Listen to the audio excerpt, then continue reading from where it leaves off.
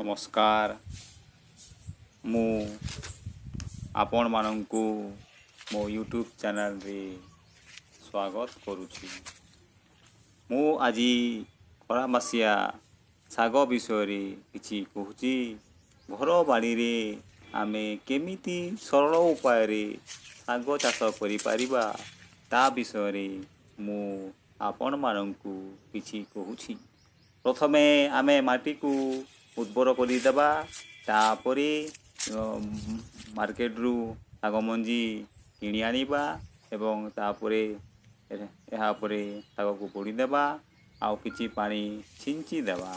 ଦେଖିବା ଆହୁରି 3-4 ଦିନ ଗଲା ପରେ ଏହା ଗଜା ହୋଇଯାଇଥିବ। ଆହୁରି 9-10 ଦିନ ଗଲା ପରେ ଏହିପରି ଶାଗ ହୋଇଯାଇଥିବ।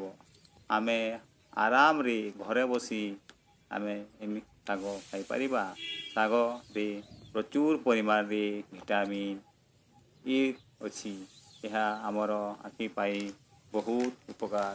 ଦେଖନ୍ତୁ, ଏହି ଶାଗ ଆମେ ନିଜ ବଗିଚାରେ ଟିକେ ପରିଶ୍ରମ କଲେ ଖୁସିରେ କରିପାରିବା। ଦେଖନ୍ତୁ ଶାଗ କେମିତି ସ୍ୱଚ୍ଛ ଦିଶୁଛି, କେମିତି ଶାଗୁଆ ହେଇଛି, ବିନା କୌଣସି କେମିକାଲ ପଡ଼ିନି, କୌଣସି ରାସାୟନିକ ପଦାର୍ଥ କି ରାସାୟନିକ ସାର ମଧ୍ୟ କିଛି ପଡ଼ିନାହିଁ। ଦେଖନ୍ତୁ, ଆମେ ଘରେ ବସି କେବଳ ଟିକେ ପରିଶ୍ରମ କରିଲେ ଆମେ ସମସ୍ତେ ଶାଗ ନିଜ ଘରେ ଖାଇପାରିବା।